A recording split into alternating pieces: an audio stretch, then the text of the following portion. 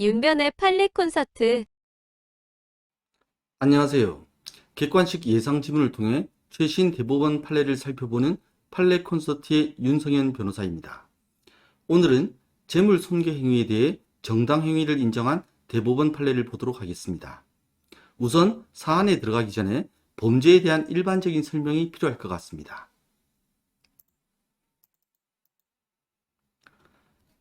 범죄는 간단히 말해서 법조문에 의해서 처벌이 되는 행위입니다. 예를 들어 오늘 살펴볼 재물손괴죄를 볼까요? 형법 제366조는 타인의 재물, 문서 또는 전자기록 등 특수매체 기록을 손괴 또는 은닉, 기타 방법으로 기효용을, 여기 때 기는 그 기자입니다. 그 효용을 해한 자는 3년 이하의 징역 또는 700만 원 이하의 벌금에 처한다고 규정하고 있습니다. 구조는 간단하죠. 타인의 재물을 손괴한 사람에 대해서는 3년 이하의 징역 또는 700만 원 이하의 벌금에 처하라는 거죠. 타인의 재물을 손괴하는 행위가 형법에 의해서 처벌이 되는 범죄라는 것입니다. 여기서 타인의 재물을 손괴함이라는 것을 구성요건이라고 부릅니다. 구성요건은 범죄를 구성하는 데 필요한 조건이란 말입니다. 재물 손괴죄를 구성하는데 타인의 재물도 있어야 하고 손괴란 행위도 있어야 하니 이런 것들이 전부 필요한 조건 아니겠습니까? 어떤 행위가 이런 조건, 다시 말해서 구성요건에 딱딱 맞아 들어맞으면 일단 그 행위는 재물손괴죄가 됩니다. 이를 어떤 행위가 구성요건에 해당한다고 합니다. 그리고 그것을 줄여서 구성요건 해당성이라고 합니다. 쉽죠? 그런데 이렇게 구성요건에 해당하는 행위라도 예외적으로 처벌이 되지 않아 범죄가 되지 않는 경우가 있습니다. 이렇게 범죄의 성립이 예외적으로 제한되는 경우는 두 종류가 있는데요. 위법성 조각 사유와 책임이 인정되지 않는 경우입니다. 위법성 조각 사유에서 조각은 막을 조와 물리칠 각이 합쳐진 말입니다. 따라서 위법성 조각 사유는 구성요건에 해당한 행위가 위법성을 가지게 되는 것을 막고 물리쳐 조각하여 위법하지 않도록 만드는 사유라는 뜻입니다. 대표적인 예로 정당방위를 들 수 있습니다. 또 이번 동영상에서 살펴볼 정당행위도 위법성 조각 사유의 하나입니다. 책임이 인정되지 않아 처벌을 할 수 없는 경우도 있습니다. 책임이 인정되지 않는 경우는 위법한 행위를 한 사람을 탓할 수 없다는 것입니다. 정신분열증에 걸린 갑이 A가 사람의 탈을 쓴 악마라는 망상에 빠져 A를 살해한 경우를 봅시다. 갑은 분명히 살인죄에 해당하는 행위를 하였고 위법성을 조각할 아무런 사유도 없어 말 그대로 위법한 살인 행위를 하였습니다. 그러나 갑의 위법한 행위에 대해 갑을 탓하거나 비난할 수는 없습니다. 갑의 정신병을 탓할 수 있을 뿐이지요. 이런 경우는 위법한 행위는 존재하지만 그 행위자에게 형사 책임을 지울 수는 없기 때문에 처벌할 수 없게 됩니다.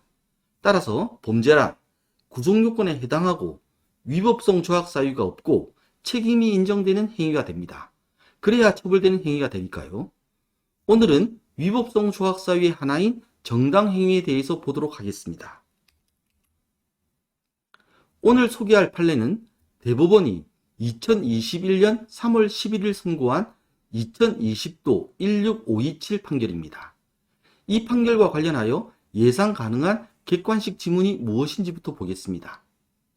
어떠한 행위가 정당행위로서 위법성이 조각되는 것인지는 구체적 사정 아래서 합목적적, 합리적으로 고찰하여 개별적으로 판단되어야 하나 구체적인 사안에서 정당행위로 인정되기 위한 긴급성이나 보충성의 정도는 개별 사안에 따라 다를 수 없다. 지문이 상당히 어렵습니다. 이 지문을 이해하기 위해서는 형법상 정당행위가 무엇이고 정당행위로 인정되기 위한 요건이 무엇인지를 알아야 합니다. 이제 판례에 나타난 사안부터 보겠습니다. 사안은 다음과 같습니다. 갑은 비닐하우스에서 대추나무를 재배하는 사람이고 A는 그 옆 땅에서 사과나무 과수원을 하는 사람입니다.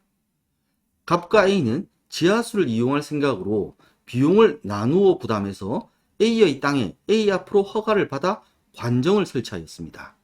관정은 대롱관과 우물정이 합쳐진 말인데 둥근 우물이란 뜻입니다. 관정의 소유권은 A에게 있지만 갑도 비용을 부담하였고 A로부터 사용권을 얻었기 때문에 관정을 갑과 A가 공동으로 사용하고 있었습니다. 그런데 A가 과수원에서 작업을 하다가 갑의 비닐하우스가 파손되는 일이 벌어졌고 손해배상과 재발 방지 대책을 마련하는 문제로 갑과 A가 서로 갈등하게 되었습니다. 갑이 A를 상대로 법원에 손해배상 청구 소송을 내자 A는 관정을 사용하기 위해 갑이 설치해 놓은 연결 호스를 제거하였습니다. 갑은 A를 연결 호스를 손괴하고 대추 농사 업무를 방해하는 행위를 저질렀다고 고소해 A가 처벌을 받았습니다. A는 이에 아랑곳하지 않고 갑이 관정을 사용하지 못하도록 시가 8,000원 상당의 자물쇠를 달아버렸습니다. 그러자 갑은 대추 농사를 짓기 위해 A의 소유인 그 자물쇠를 부수고 관정을 이용해 대추 농사를 지었습니다. A는 갑을 자물쇠에 대한 재물 손괴죄로 고소하였고 검찰은 갑을 기소하였습니다. 갑은 자신이 A의 자물쇠를 부수어 재물을 손괴한 것은 맞으나 정당 행위여서 범죄가 아니라고 주장하였습니다. 갑의 주장이 맞을까요? 재물손괴죄의 적용 법조는 앞에서 말씀드렸듯이 형법 제366조입니다. 형법 제366조는 타인의 재물, 문서 또는 전자기록 등 특수매체 기록을 손괴 또는 은닉 기타 방법으로 기효용, 그 효용을 해한 자는 3년 이하의 징역 또는 700만 원 이하의 벌금에 처한다고 규정하고 있습니다. 이유야 어떻든 갑이 타인인 A 소유의 재물인 자물쇠를 부수어 손괴하였으니 재물 손괴죄의 구성요건에는 당연히 해당합니다. 이에 대해 갑은 자신의 행위가 정당행위라고 맞서고 있습니다. 정당행위에 관한 규정은 형법 제20조인데요. 형법 제20조는 법령에 의한 행위 또는 업무로 인한 행위, 기타 사회상규에 위배되지 아니하는 행위는 벌하지 아니한다고 규정하고 있습니다.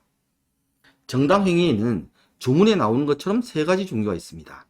첫째가 법령에 의한 행위, 둘째가 업무로 인한 행위, 셋째가 사회상규에 위배되지 아니하는 행위입니다. 법령에 의한 행위의 예로는 경찰관의 체포영장에 따른 체포행위를 들 수 있습니다. 형법 제276조 제1항은 사람을 체포한 자를 처벌하도록 규정하고 있습니다. 체포죄가 되는 것이죠. 그러나 경찰관이 법원으로부터 발부받은 체포영장에 의하여 사람을 체포하면 형사소송법이라는 법령에 의한 행위가 되기 때문에 위법성이 조각되어 적법한 행위가 됩니다. 업무로 인한 행위의 예로는 변호사의 변론 활동을 들 수 있습니다. 공개법정에서 사람들이 많이 모여있는 가운데 변호사가 상대방이 이런저런 나쁜 일을 많이 한 사람이어서 자신의 의뢰인이 어쩔 수 없이 그런 일을 했다는 식의 말을 했다고 해봅시다. 공개된 장소에서 상대방이 이런저런 나쁜 일을 많이 한 사람이라는 식의 말을 하면 형법 제307조의 명예훼손죄의 구성요건에 해당되어 명예훼손죄가 됩니다. 그러나 변호사가 법정에서 변론을 하면서 그렇게 하였다면 변호사의 업무로 인한 행위가 되기 때문에 형법 제20조의 정당행위가 되어 위법성이 조각됩니다. 문제는 세 번째인 사회상규에 위배되지 않는 행위입니다. 오늘 동영상의 주제죠. 이에 대해서는 보다 자세히 알 필요가 있습니다. 사회상규에 위배되지 않는 행위는 위법성이 조각되어 벌하지 아니하게 됩니다. 여기서 사회상규란 사회의 정상적인 규범을 말합니다. 그래서 사회상규죠. 따라서 사회상규에 위배되지 않는 행위란 우리 사회가 가지고 있는 정상적인 규범에 어긋나지 않는 행위가 되겠습니다. 이를 판례는 다음과 같이 표현하고 있습니다. 형법 제20조가 정한 사회상규에 위배되지 아니하는 행위라 함은 법질서 전체의 정신이나 그 배후에 놓여있는 사회윤리 내지 사회통념에 비추어 용인될 수 있는 행위를 말한다. 사회통념에서 통이란 통한다는 뜻이고 염은 생각염, 생각이란 말이니 사회통념은 사회에서 널리 통용되는 생각을 의미합니다. 그리고 용인에서 용은 받아들인다는 뜻이고 이는 인정한다는 말이니 용인은 받아들여 인정한다, 즉 납득하고 받아들인다는 것을 의미합니다. 그래서 이를 다시 풀어보면 사회상규에 위배되지 아니하는 행위란 법질서 전체의 기초가 되는 사회적 윤리 내지 그 사회에서 통용되는 생각에 비추어 납득하고 받아들일 수 있는 행위를 뜻합니다. 우리가 가지고 있는 법질서는 우리 사회가 가지고 있는 윤리나 통념에 기초하고 있습니다. 어떤 사회든 그렇죠. 예를 들어 탈레반과 같은 강경 이슬람이 법질서를 장악하고 있는 나라에서는 간통한 여자를 돌로 쳐 죽입니다. 그게 그 나라 법질서의 기초가 되는 사회적 윤리에서 용인, 즉 납득하여 받아들일 수 있기 때문이죠. 그러나 우리나라 법질서가 기초하고 있는 우리나라 사회의 윤리나 통념에 비추어 보면 절대로 용인할 수 없는 행위죠. 이제 사회상규에 위배되지 않는 행위가 사회윤리 내지 사회통념에 비추어 용인될 수 있는 행위라는 말이 어느 정도 이해가 되셨길 바랍니다. 그러면 정당행위가 되기 위해서는 구체적으로 어떤 조건을 갖추어야 할까요? 판례는 다음과 같이 말하고 있습니다. 정당행위를 인정하려면 첫째, 그 행위의 동기나 목적의 정당성, 둘째, 행위의 수단이나 방법의 상당성, 셋째, 보호이익과 침해이익과의 법익 균형성, 넷째, 긴급성, 다섯째, 그 행위 외에 다른 수단이나 방법이 없다는 보충성 등의 요건을 갖추어야 한다. 이를 풀어보면 첫째, 동기나 목적의 정당성이란 구성요건에 해당하는 행위를 하는 이유가 정당한 것이어야 한다는 것입니다. 사안에서 보면 갑은 대추나무를 재배하기 위해서 물을 사용하려고 A의 자물쇠를 부순 것이니 동기나 목적의 정당성이 인정됩니다. 가령 갑이 도둑질을 하려고 A의 자물쇠를 파손하였다면 당연히 동기나 목적의 정당성이 인정되지 않습니다. 이 부분은 사안에서 요건을 갖추었습니다. 둘째, 행위의 수단이나 방법의 상당성을 봅시다. 상당성에서 상은 서로라는 뜻으로 비교의 의미를 가지고 있습니다. 당은 마땅하다는 뜻입니다. 따라서 상당성이란 비교해서 마땅한 정도를 말합니다. 즉, 행위의 목적과 비교해서 그 수단이 마땅해야 한다는 요건입니다. 예를 들어 층간소음으로 참다 못해 위층 집에 올라가 불을 지른다면 아무래도 그 수단이 말도 안 되게 과하기 때문에 수단이나 방법의 상당성이 인정되지 않을 것입니다. 그런데 사안에서는 갑이 시가 8,000원짜리 자물쇠를 부순 것으로 그 정도라면 목적과 비교해 받아들일 수 있을 정도입니다. 이런 점에서 보면 사안에서 수단이나 방법의 상당성도 인정됩니다. 셋째, 보호법익과 침해이익과의 법익 균형성입니다. 여기서 주의할 점은 균형성이 똑같아야 한다 이런 뜻이 아니고 보호이익이 침해이익보다 현저하게 커야 함을 의미한다는 것입니다. 사안에서 갑의 보호이익은 대추농사라는 자신의 업무이고 침해이익은 달랑 8,000원짜리 자물쇠에 대한 A의 소유권입니다. 대추농사 업무가 가지는 경제적 가치와 8,000원짜리 자물쇠의 경제적 가치를 비교해보면 보호이익이 침해이익보다 현저하게 크다는 것을 알 수 있습니다.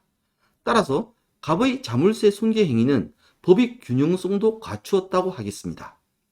넷째, 긴급성과 다섯째, 보충성입니다. 이번 지문의 주제죠. 긴급성은 보호이익을 지키기 위해 바로 그 행위를 해야만 하는 경우라는 뜻입니다. 즉시 그 행위를 해야만 하는 경우라는 뜻입니다. 그리고 보충성은 그 행위 외에는 보호이익을 지키기 위한 다른 수단이나 방법이 없다는 의미, 다시 말해서 그 행위만이 유일하게 보호이익을 지키는 방법이라는 의미입니다.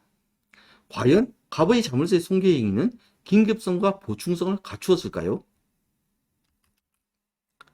항소심인 2심은 갑이 자물쇠를 부수었을 때 반드시 그날 대추농사 작업을 해야 하는 상황이 아니었으므로 긴급성이 없다고 보았습니다. 또 갑이 A를 설득해서 자물쇠를 풀도록 한다든가 아니면 A를 상대로 법원에 업무방해 금지 가처분 같은 소송을 제기한다든가 하는 다른 적법한 구제 조치를 취하지 아니하였기 때문에 보충성도 없다고 보았습니다.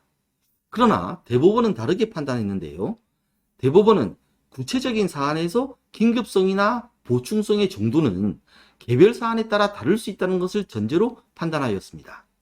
사안을 보면 갑이 자물쇠를 손괴할 당시 갑의 대추농사 업무가 계속해서 방해되고 있어 갑의 법익이 침해되는 상태가 유지되고 있었습니다. 그리고 갑과 A는 민사소송과 형사고소 등 법적인 분쟁을 하고 있었기 때문에 A는 갑에게 대추농사를 위해 더 이상 관정의 사용을 허용하지 않겠다는 입장을 분명히 하고 있었습니다. 이런 상황에서 갑한테 대추농사 방해라는 계속적인 법익 침해를 감수하고 새로 민사소송을 제기하는 등 다른 조치를 취하거나 사전에 A를 설득해서 자물쇠를 풀도록 요구하는 등 사전 절차를 밟을 것까지 기대하는 것은 어렵다고 대법원은 판단하였습니다. 그렇다면 이 사안에서 갑의 자물쇠 손괴 행위는 현재 계속되는 갑의 법익에 대한 침해를 막기 위한 것으로 긴급성도 있고 다른 구제 조치나 사전 절차를 밟을 것을 갑에게 기대하기 어렵다는 점에서 보충성도 있다는 것이죠. 이 판례에서 대법원은 항소심인 2심이 긴급성과 보충성의 정도에 대해 너무 엄격한 기준을 들이댄 것은 잘못이라고 지적하면서 이 정도 사안에서라면 긴급성과 보충성을 인정할 수 있다고 본 것입니다. 결론적으로 갑의 자물쇠 손괴 행위는 형법 제366조의 재물손괴죄의 구속요건에 해당한 행위지만 정당 행위의 요건을 모두 갖추어 형법 제20조에 의하여 위법성이 조각되어 적법한 행위가 되므로 무죄가 됩니다. 판례를 한번 보시죠. 형법 제20조 소정의 사회상규에 위배되지 아니하는 행위란 법질서 전체의 정신이나 그 배후에 놓여있는 사회윤리 내지 사회통념에 비추어 용인될 수 있는 행위를 말한다. 정당 행위를 인정하려면 첫째, 그 행위의 동기나 목적의 정당성, 둘째, 행위의 수단이나 방법의 상당성, 셋째, 보호이익과 침해이익과의 법익 균형성, 넷째, 긴급성, 다섯째, 그 행위 외에 다른 수단이나 방법이 없다는 보충성 등의 요건을 갖추어야 한다. 이때 어떠한 행위가 위 요건들을 충족하는 정당한 행위로서 위법성이 조각되는 것인지 구체적인 사정 아래에서 한 목적적 합리적으로 고찰하여 개별적으로 판단되어야 하므로 구체적인 사안에서 정당 행위로 인정되기 위한 긴급성이나 보충성의 정도는 개별 사안에 따라 다를 수 있다.